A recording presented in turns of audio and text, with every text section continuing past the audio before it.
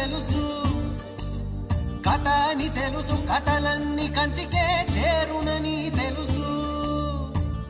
తెలుసు తెర తొలుగుతుందని, తెలుసు తెల్లారుతుందని, తెలుసు ఈ కట్టె పుట్టుకుమంటదని, తెలుసు ఈ మట్టి మట్టిలో కలిసిపోతదని.